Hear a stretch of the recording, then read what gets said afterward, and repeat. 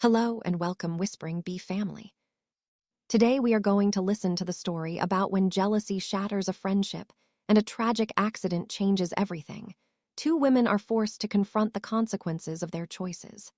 As Isabella fights to heal and Clara faces her guilt, their journeys reveal a powerful truth about forgiveness, redemption, and the courage to begin again. There are some people in this world who are loved without even trying. Isabella Carrington was one of them.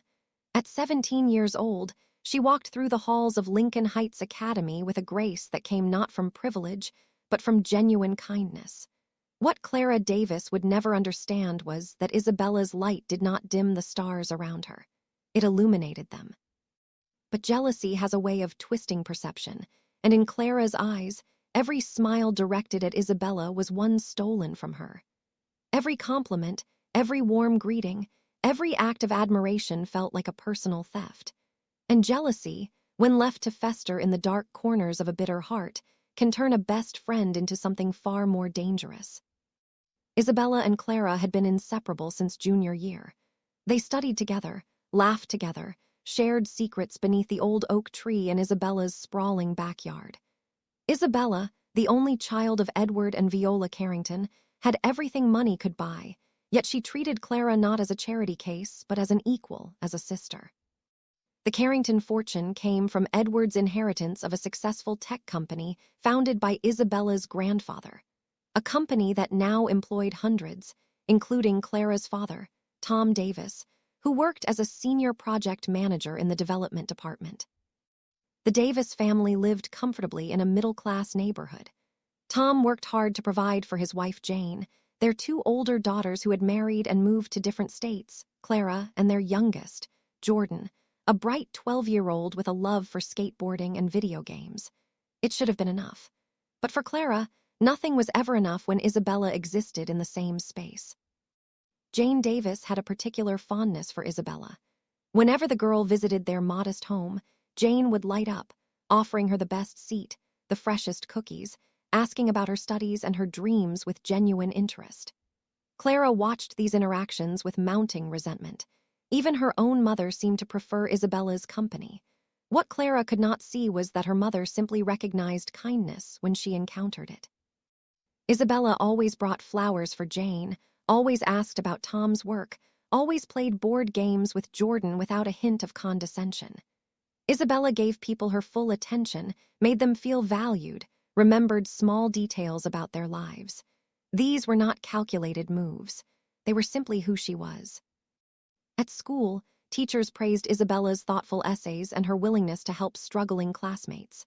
At the Carrington household, the staff adored her because she learned their names, asked about their families, and thanked them sincerely for their work. Isabella never demanded anything. She requested politely. She never spoke down to anyone, regardless of their position.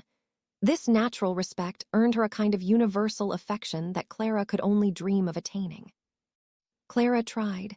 She smiled more, volunteered for school projects, attempted jokes that fell flat. But there was a hollowness to her efforts that people sensed. She wanted admiration the way a collector wants trophies, something to possess and display. Isabella wanted nothing, and perhaps that was the cruelest irony of all. Their 18th birthday fell on the same week in late April. Isabella, born on April 23rd, insisted on celebrating together with Clara, whose birthday was April 26th.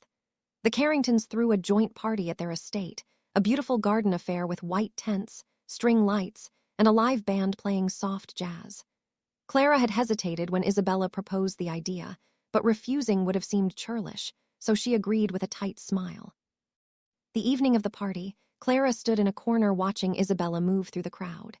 She wore a simple cream-colored dress that somehow looked elegant beyond its price tag. People gravitated toward her, drawn by some invisible force. Clara had chosen a flashier outfit, a bold red number with sequins, but she felt invisible. When the cake was brought out, a beautiful two-tiered creation with both their names in delicate script, the photographer focused mostly on Isabella. When guests raised their glasses for a toast, they spoke of Isabella's kindness, her bright future, her generous spirit. Clara received polite mentions, pleasant wishes, but nothing that felt truly warm. In that moment, standing amid celebration and joy, something hardened in Clara's heart. A decision crystallized, sharp and cold as winter ice. She would not let Isabella continue to overshadow her. Not anymore. The following week, Clara began to plan. She knew Isabella's routines, her schedule, her habits. Every Tuesday and Thursday, Isabella drove herself to volunteer at the community center, teaching art to underprivileged children. She took Maple Grove Road, a winding route through a less developed area with fewer cameras and witnesses. Isabella drove a silver sedan, a modest choice despite her family's wealth. She insisted on driving herself, valuing the independence. Clara had learned some things from her older sister Rachel's ex-boyfriend, a mechanic with questionable ethics. She knew that brake lines could be tampered with, that it could look like an accident, that timing mattered.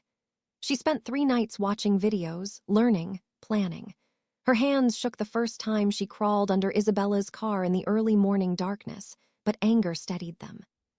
She told herself she just wanted Isabella to miss something important, to feel small for once, to know what it was like to be overlooked. She did not let herself think about what could really happen. On Thursday afternoon, exactly 1 week after their birthday celebration, Isabella left for the community center.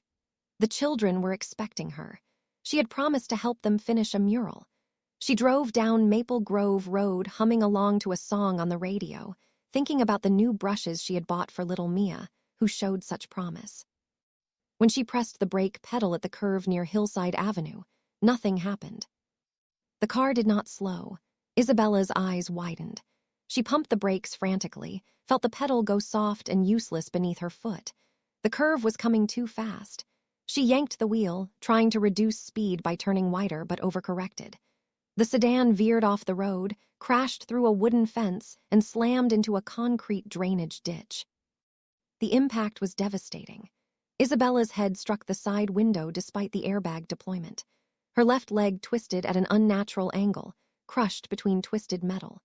The dashboard camera, a small device Edward had installed in all family vehicles for safety, continued recording. It captured the moment of impact. It also captured the 73 seconds of Isabella's unconscious body slumped in the driver's seat before a passing jogger called for help. At the hospital, doctors worked quickly. Isabella had sustained a concussion and a compound fracture of her left tibia and fibula. Surgery was required to set the bones with metal rods and pins. The prognosis was cautiously optimistic, but recovery would be long. At least a year before she could walk normally again, possibly longer. Physical therapy would be intensive. Edward and Viola sat in the hospital waiting room, their faces gray with worry. Jane Davis was there too, having rushed over as soon as she heard. Tom had left work immediately. Jordan sat quietly, scared and confused. Clara arrived an hour later, her face arranged in an expression of shock and concern. She had practiced it in the car mirror. When she was finally allowed to see Isabella, Clara felt a strange mixture of triumph and guilt. Isabella lay pale against white sheets, her leg elevated and casted, monitors beeping steadily. She managed a weak smile when she saw Clara. "Hey," Isabella whispered. "Some week, huh?" Clara felt tears prick her eyes, real ones, though she could not have said if they were from remorse or relief. "I was so worried," she said, and part of that was true. Over the following weeks, Isabella's condition stabilized, but her spirits dimmed. The college interview she had been preparing for, a crucial opportunity for admission to Whitmore Academy, one of the most prestigious universities in the country, had been scheduled for 2 weeks after the accident.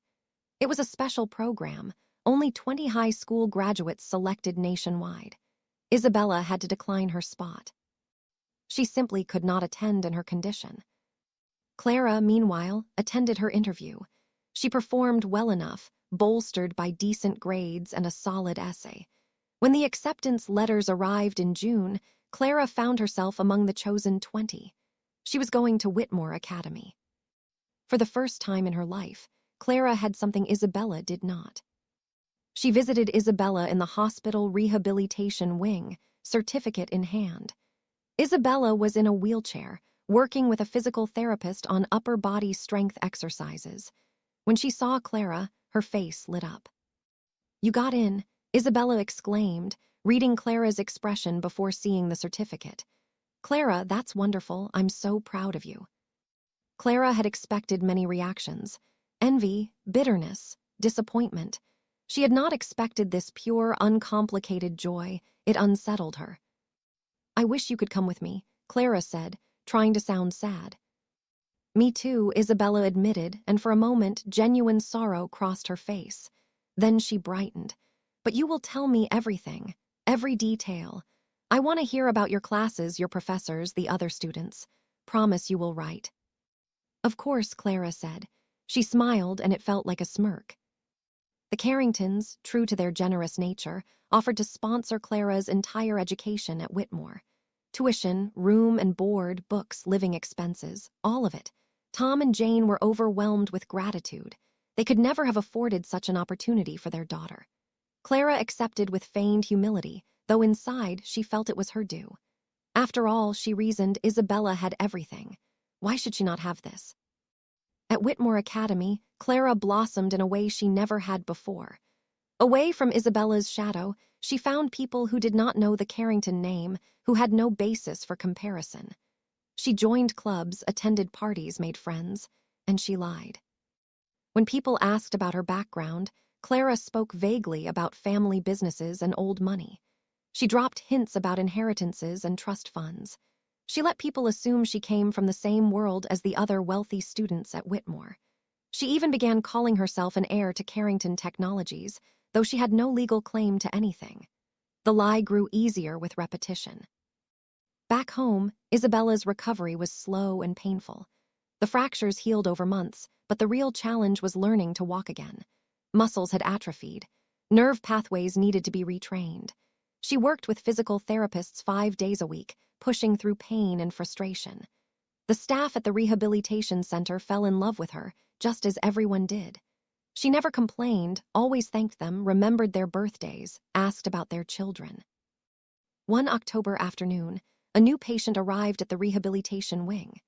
Nathaniel Greco, 20 years old with dark wavy hair and warm brown eyes, had suffered a fractured shin and dislocated ankle in a mountain biking accident. He was American by nationality, but had grown up in Florence, Italy, where his mother Sylvia was from. His father Phil was originally from Boston, but had fallen in love with Italy during a college semester abroad and never left. Nathan's family owned a vineyard and winery in the Tuscan countryside. He had 4 siblings: Marco, the eldest at 24, who managed the business side of the winery; Sophia, 22, who studied viticulture in Siena; twins Luca and Giulia, both 16, still in school in Florence. Nathan usually spent his academic year studying business at the University of Florence and his summers in the States visiting extended family. This year, he had decided to take a gap semester and spend more time with his American cousins. The mountain biking accident had derailed those plans somewhat. Nathan was shy at first, quiet in group therapy sessions, keeping to himself during meals in the common area. But Isabella had a gift for drawing people out.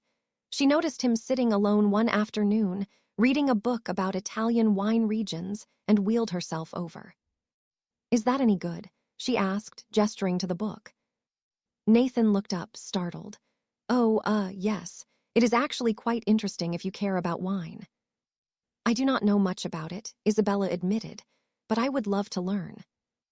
That simple exchange opened floodgates. Nathan, it turned out, loved to talk when given the right audience. He spoke about his family's vineyard, about the rolling hills of Tuscany, about harvest seasons and fermentation processes, and the art of blending grapes. He described Florence with such vivid affection that Isabella could almost see the Duomo's terracotta dome, almost smell the leather from the market stalls on Ponte Vecchio, almost taste the gelato from his favorite shop near the Uffizi. Isabella, in turn, shared her own stories. She talked about her volunteer work, about the kids she taught and their incredible creativity. She mentioned her parents, her interrupted college plans, her slow recovery. She did not mention Clara or the accident's mysterious circumstances. Some wounds were still too fresh. They began spending more time together. Physical therapy sessions were grueling, but they became easier knowing they could compare notes afterward. Nathan made Isabella laugh with his dramatic retellings of his mountain biking wipeout. Isabella impressed Nathan with her determination, the way she pushed through pain without self-pity. Somewhere between October and November, friendship shifted into something deeper. Nathan found himself thinking about Isabella's smile at odd hours. Isabella caught herself looking forward to therapy just to see Nathan. When he was discharged in mid-November, fully recovered, Isabella felt a pang of loss.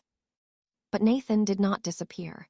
He visited the rehabilitation center 3 times a week. He brought Isabella books, Italian pastries from a bakery he had discovered in the city, playlists of music he thought she would enjoy. In early December, when Isabella was finally cleared to go home, Nathan asked if he could take her to dinner sometime. As friends, Isabella asked, though her hopeful tone suggested she wanted a different answer. As something more, if you would like, Nathan said, his accent making the words sound like poetry. She would like that very much. When Clara came home for Christmas break, she expected to find Isabella still in recovery, still limited, still less than whole. Instead, she found Isabella laughing in the Carrington living room with a handsome young man who looked at her like she hung the moon. Clara's practiced charm came out in full force. She flirted, laughed louder than necessary, touched Nathan's arm when making points in conversation. She wore her best outfits, styled her hair carefully, tried every trick she knew. Nathan was polite but distant. His attention kept returning to Isabella, who sat curled on the sofa in comfortable clothes, no makeup, hair in a messy bun, and somehow still radiated more appeal than Clara could muster with all her efforts.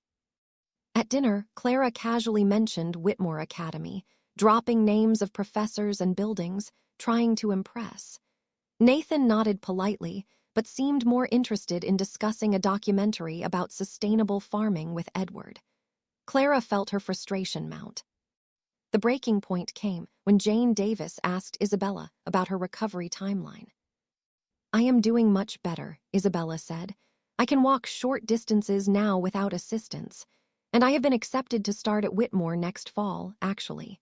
They held a spot for me once they understood the circumstances." Clara's fork clattered against her plate. "What? When did this happen?" "The letter came last week," Isabella said, her eyes shining with excitement. "I was going to call you, but I wanted to tell you in person. We will be at Whitmore together after all." This was not how it was supposed to go. Clara had 1 year of being special, of being the one who went to Whitmore, of having something Isabella did not. Now even that was being taken from her. Later that evening, Clara cornered Isabella in the hallway. "So, you and Nathan, how long has that been going on?"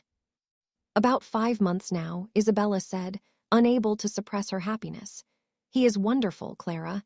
I really think you would like him if you gave him a chance." 5 months, Clara's voice rose, "and you did not tell me." "I wanted to," Isabella said softly. "But you were busy with school, and I did not want to bother you with my news when you were adjusting to college life." Always so considerate, always so kind. Clara felt sick with rage. What Clara did not know was that Isabella had actually visited Florence with Nathan in September. Edward and Viola had approved the trip, seeing it as good for their daughter's spirits. Nathan had shown Isabella his world, the vineyard his family had cultivated for 3 generations. The winery where his grandfather still told stories of harvests past. They had walked through Florence hand in hand, Isabella moving slowly but steadily on her healing leg. Nathan had taken her to his favorite quiet places, away from tourist crowds. A small chapel with frescoes that took her breath away. A hillside overlooking the city where they watched the sunset paint the sky in shades of amber and rose. A family-owned trattoria where the owner knew Nathan by name and served them the best pasta Isabella had ever tasted. On the last evening, they had climbed to Piazzale Michelangelo, the famous viewpoint overlooking Florence. The city spread before them like a Renaissance painting come to life. Nathan had taken her hand and told her, in careful English mixed with Italian phrases, that she had changed his life. That before meeting her, he had felt directionless, uncertain of his place in the world. But she made him want to be better, to build something meaningful, to combine his family's traditions with new ideas. Isabella had kissed him as the sun set over the Arno River, And in that moment, everything felt right. Back in the present, Clara's Christmas visit continued in tense civility. She returned to Whitmore in January with her resentment festering. She threw herself into the social scene with renewed vigor, attending every party, dadding casually, cultivating an image of carefree sophistication. She did not think about Isabella. She did not let herself remember the brake lines or the crash or the consequences. She had moved on. But the past has a way of catching up. In March, 6 months after Isabella's accident, Edward Carrington's assistant received an unmarked envelope. Inside was a flash drive with a note. "You might want to see this." The assistant, a thorough woman named Margaret who had worked for Edward for 15 years, viewed the contents before deciding whether to bother her boss. What she saw made her blood run cold. The dashboard camera footage from Isabella's accident had been saved automatically to a cloud backup, standard protocol for the Carrington vehicles. But someone had also pulled the footage and saved it to this drive. Margaret watched the recording carefully. She saw Isabella's normal driving, saw the moment she approached the curve, saw her press the brake pedal, saw her face transform from calm to confused to terrified as nothing happened. She saw the crash, the aftermath, the terrible stillness. But there was more. The camera, with its wide-angle lens, had captured several days of footage. Margaret scrolled back through the timeline. 3 days before the accident, at 4:30 in the morning, a figure approached Isabella's car in the Carrington driveway. The security lights were dim, but motion activation gave enough illumination to see a person crawling beneath the vehicle. The figure worked for approximately 12 minutes, then left quickly. Margaret enhanced the footage as much as she could on her computer. The figure was slight, female, with dark hair pulled back. She wore dark clothing but moved with purpose, with familiarity. Someone who knew the property. Someone who had access. Margaret's hands shook as she called Edward. Within an hour, the footage was examined by experts. License plate from a car parked down the street was traced. Security footage from neighboring houses was requested and reviewed. A mechanic was brought in to examine Isabella's vehicle, which had been stored in an impound lot pending insurance investigation. The mechanic found exactly what the enhanced footage suggested. The brake lines had been deliberately cut, not fully severed but weakened precisely, designed to fail under pressure. It was not random chance. It was not a manufacturing defect. It was attempted murder. When the evidence was compiled, when every angle had been checked and rechecked, Edward and Viola sat in their study and watched the footage together. They saw Clara Davis crawl under their daughter's car. They saw her sabotage the brakes. They saw her stand up, look around nervously, and walk away. Viola wept. Edward's face turned to stone. The next phone call was to Tom and Jane Davis. The conversation was brief, professional, devastating. Edward asked them to come to the house immediately and to bring Clara home from school. He did not explain why. His tone made it clear that refusal was not an option. Clara arrived home 3 days later, confused and annoyed at being pulled from campus without explanation. Her parents had been tight-lipped during the drive, their faces grim. When she walked into the Carrington study and saw Edward, Viola, her parents, and a lawyer, her stomach dropped. Edward played the footage without preamble. Clara watched herself on screen, watched the damning evidence unfold in high definition. She felt the blood drain from her face. "No," she whispered. "That is not, I did not." "Do not insult us with lies," Edward said quietly. His voice was colder than Clara had ever heard it. "We have had this analyzed by 3 independent experts. We have footage from multiple angles. We have the mechanics report. We know exactly what you did." Tom Davis stood abruptly, his chair scraping against hardwood. He looked at his daughter with an expression of horror and disbelief. "Clara, tell me this is not true. Tell me you did not do this to Isabella." Clara's mind raced. She could deny it. She could claim it was someone else, that the footage was unclear, that it was all a misunderstanding. But the evidence was overwhelming, and she could see in their faces that they already knew the truth. "She has everything." Clara burst out, the words erupting from some deep well of bitterness. "Do you know what it is like, living in her shadow, being compared to her constantly, watching everyone love her more than me? My own mother loves her more." Jane gasped as if struck. "Clara, how can you say such a thing?" "Because it is true," Clara was shouting now, years of resentment pouring out. "You light up when she walks in the room. You ask about her day, her interests, her dreams. With me, you just nod and say that is nice. Everyone does it. Everyone loves Isabella and tolerates me. I just wanted one thing that was mine. One thing she could not have. I did not mean for her to get hurt so badly. I just wanted her to miss that interview." The silence that followed was suffocating. Edward spoke first. "You deliberately sabotaged my daughter's vehicle. You caused an accident that could have killed her. She suffered a traumatic brain injury and fractures that will affect her for the rest of her life. Her college plans were derailed. Her future was put at risk. And you did this because you were jealous." "Mr. Carrington, we had no idea," Tom said, his voice breaking. "Please believe that we had no knowledge of this. If we had suspected anything, anything at all." "I know," Edward said, his voice softening slightly when he looked at Tom and Jane. "You are good people. This is not your fault, but there are consequences that must be addressed." He turned to Clara. "Effective immediately, all financial support for your education is terminated. Whitmore Academy has been notified of the circumstances. You will not be returning to campus. I have decided not to press criminal charges for the sake of your family and out of respect for your father's years of service to my company. But you are no longer welcome in this house or anywhere near my daughter. Do you understand?" Clara felt her world crumbling.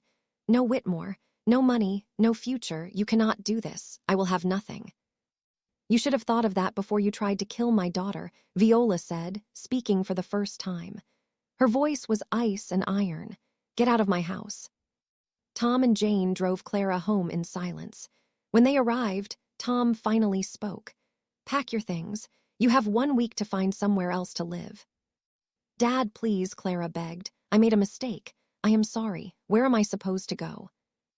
"That is your problem to solve," Tom said wearily.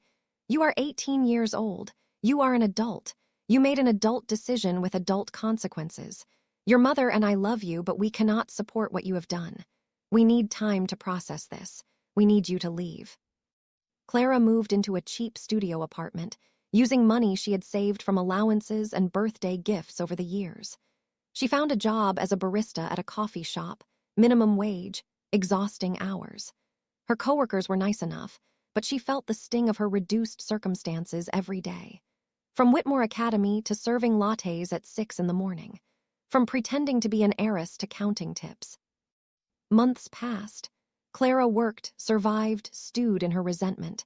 She did not understand why Isabella's family had reacted so harshly. It had been an accident, mostly. She had not really meant to hurt Isabella so badly. Why could no one see that?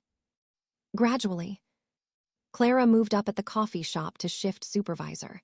She found another job at a marketing startup, entry-level, answering phones and filing paperwork.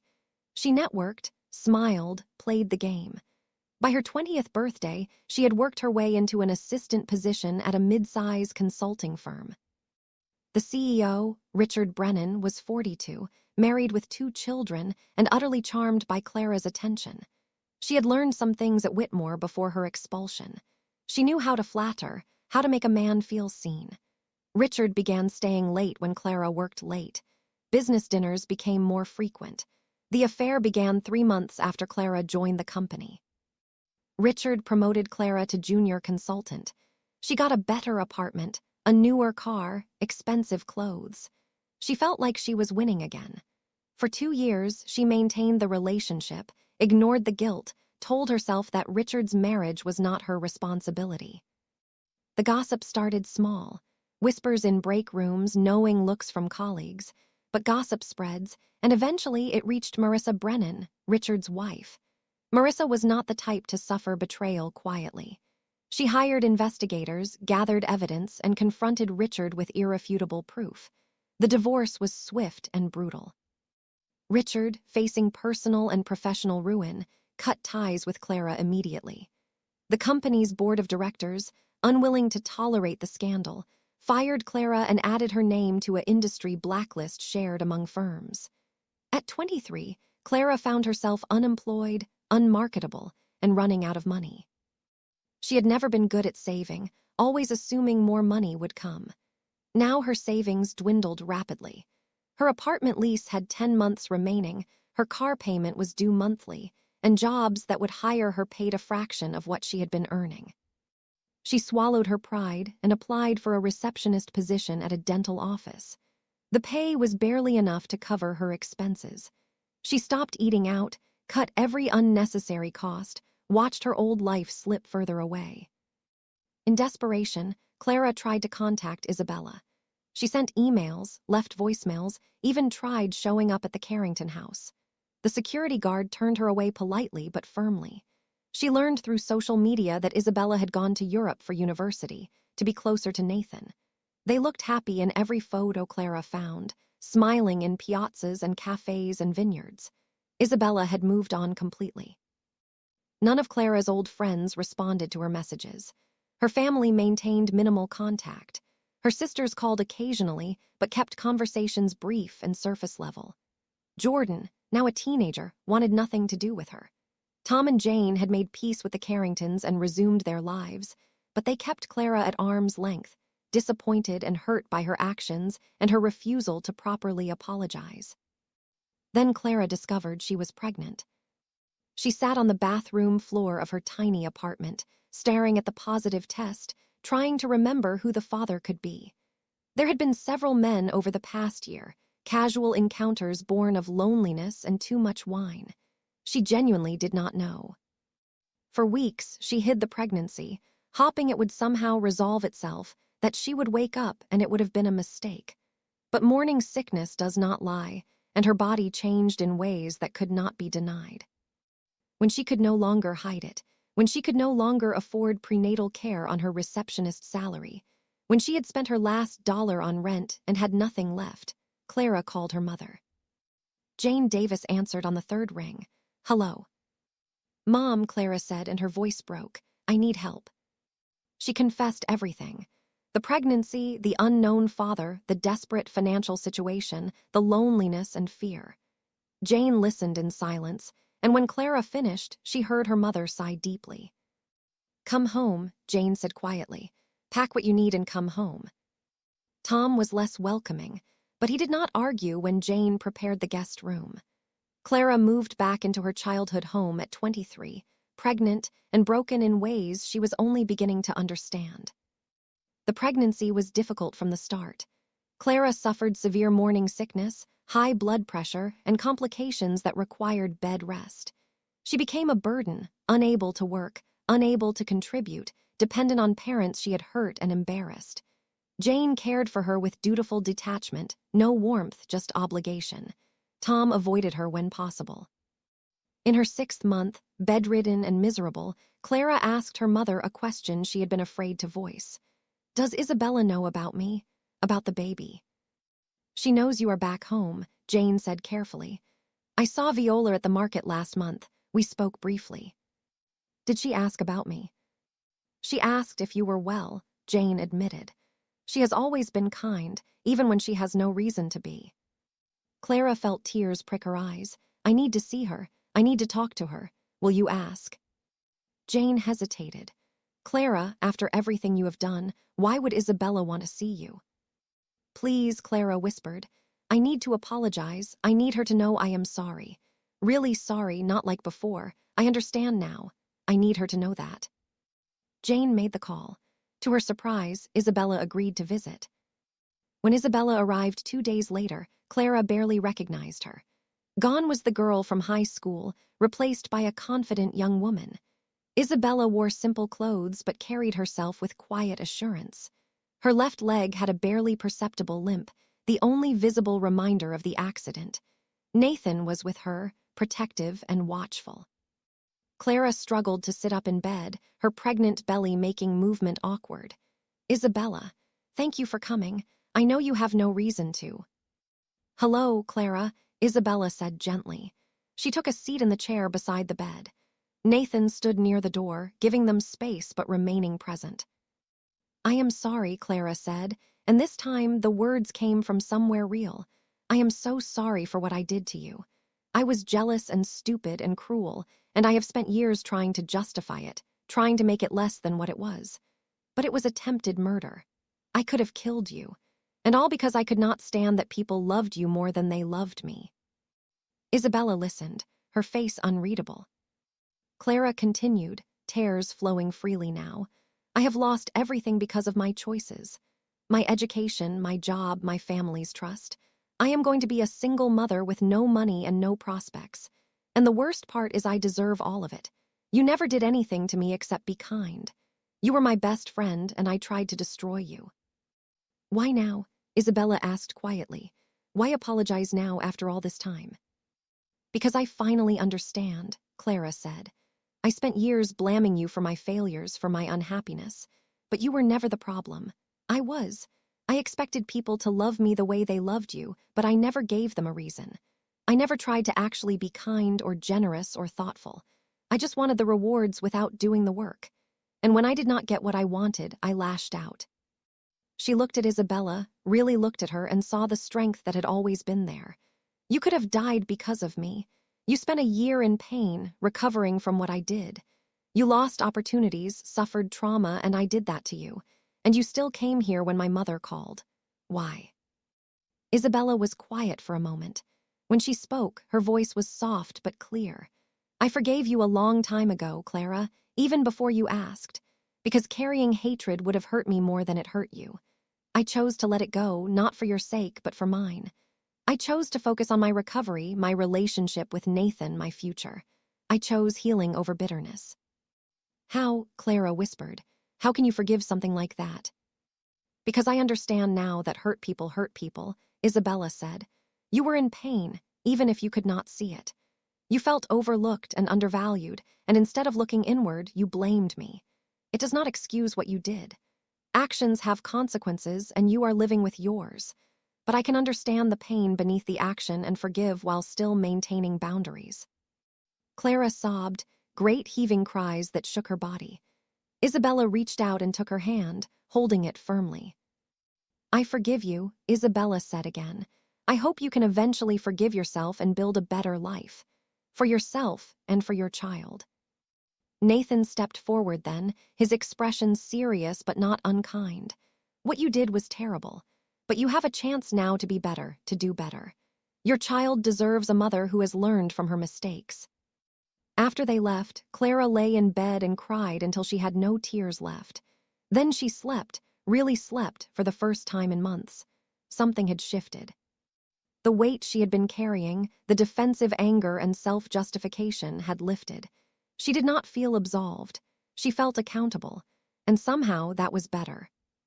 2 months later, Clara gave birth to a healthy baby boy. She named him Max after her grandfather. The delivery was difficult, but Jane held her hand throughout, and when Clara held her son for the first time, she felt something she had not felt in years. Hope. Tom came to see the baby and his expression softened. He looks like Jordan did when he was born, he said quietly. It was not forgiveness, but it was a beginning. Isabella sent a beautiful handmade blanket, cream and blue with intricate stitching. The card read, Congratulations on your new beginning. Wishing you and Max every happiness. Isabella. The Carringtons also sent a gift, a college fund in Max's name with a substantial initial deposit. The note from Viola was brief. Every child deserves a chance. We hope Max has a bright future. Clara cried when she opened these gifts, understanding their deeper meaning. They were not saying what she did was acceptable. They were saying her child should not be punished for her mistakes. It was grace in action. Meanwhile, Isabella's life continued to flourish. She had completed her degree in business administration with a minor in art history at a prestigious university in London. Nathan had proposed to her in the most perfect way imaginable. He had taken her back to Florence, to a small village in the hills where his family vineyard was located. It was autumn, the time of harvest, and the vines were heavy with grapes ready to be picked. Nathan led Isabella through rows of vines to a clearing overlooking the valley. The view was breathtaking, rolling hills covered in vineyards and olive groves, the town of San Gimignano visible in the distance, its medieval towers catching the late afternoon sun. Isabella, Nathan said, taking both her hands in his, I brought you here because this place represents my family's legacy. 4 generations of Grecos have worked this land, made wine, built a life. But a vineyard is nothing without people to share it with. It is nothing without love. He knelt, pulling a small velvet box from his pocket. You are my love, my partner, my best friend. You make me want to be a better man, to build a better future. Will you marry me and share that future with me? Isabella said yes through happy tears.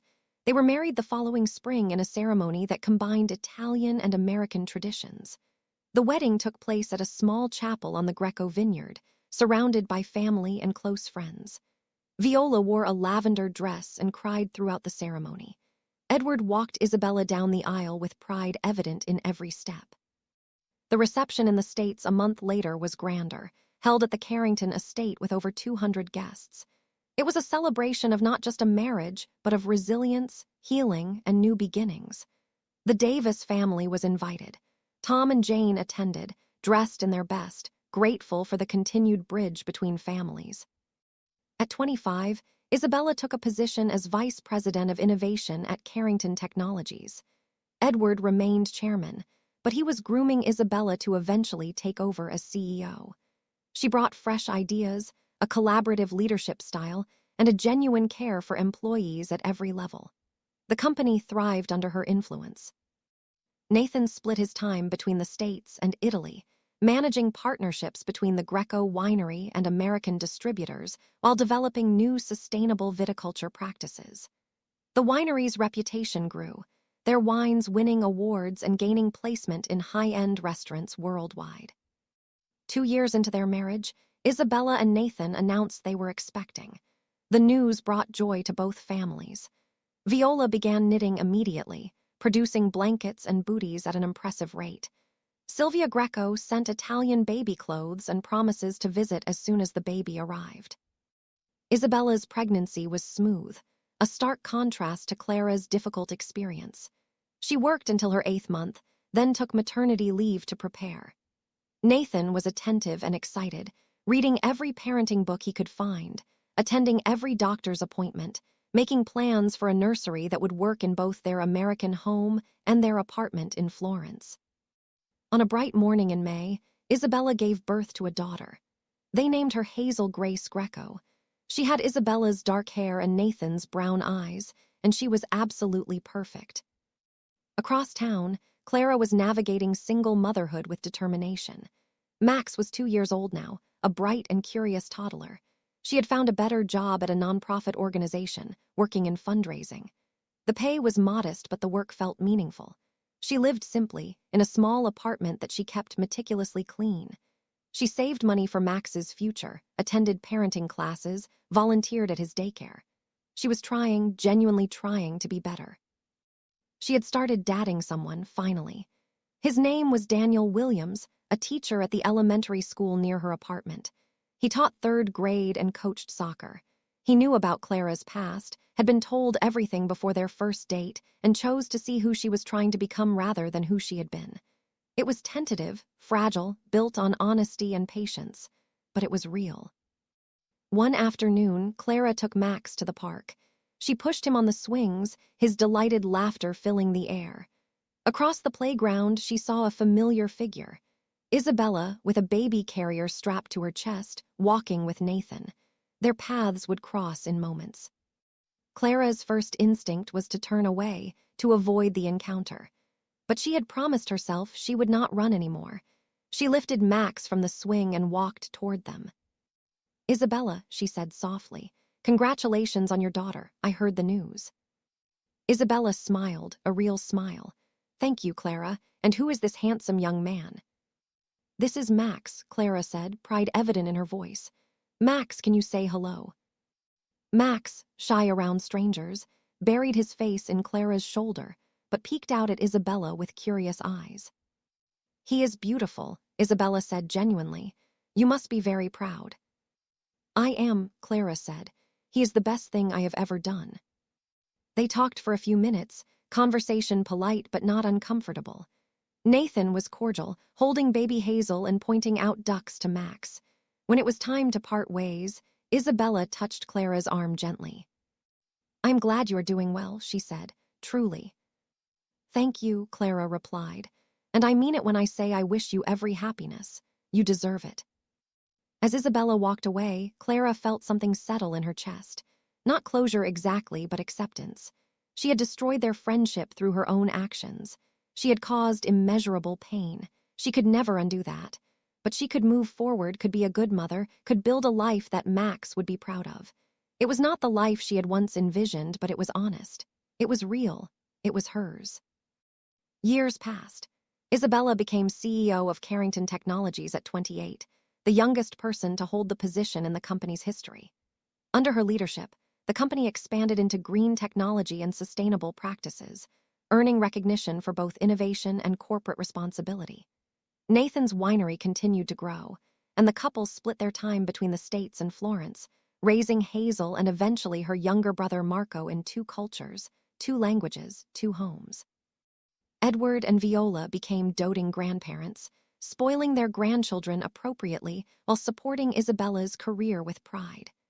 The Greco family embraced their American relatives fully, with regular visits and long summers in Tuscany. Clara continued her steady path of rebuilding. She married Daniel when Max was 5, a small ceremony with close family. She earned her college degree through night classes, studying social work. She eventually became a counselor at a women's shelter, helping others who had made mistakes navigate paths toward redemption. Her relationship with her parents slowly healed, built on consistency, and changed behavior rather than words. Tom Davis retired from Carrington Technologies with a generous pension and a personal note of thanks from Isabella. Jane continued to bake, occasionally dropping off cookies at the Davis household where Clara, Daniel, and Max lived. The older sisters remained distant but civil. Jordan, now in college, had softened toward Clara as he matured, occasionally babysitting Max and becoming a reliable uncle. The 2 women's paths rarely crossed, but when they did, there was mutual respect. Isabella never forgot what Clara had done, but she had made peace with it. Clara never forgot what she had destroyed, but she had learned to live with it. They were not friends. They would never be friends again. But they had both survived, had both found ways to build meaningful lives from the wreckage of that terrible choice made so many years ago. Isabella's story became one of resilience and grace, of choosing forgiveness over bitterness, of turning trauma into strength. Clara's story became one of consequence and redemption, of facing the darkness within and choosing to become better. Both women learned that jealousy destroys but love endures, that mistakes can be learned from even if they cannot be undone, that healing takes time but is always possible for those willing to do the work. And in the end, perhaps that is the greatest truth of all. We are not defined by our worst moments, but by what we choose to do after them. Isabella chose light, Clara chose growth, and both, in their own ways, chose hope. The whisper of change, of healing, of becoming whole again, is always available to those brave enough to listen.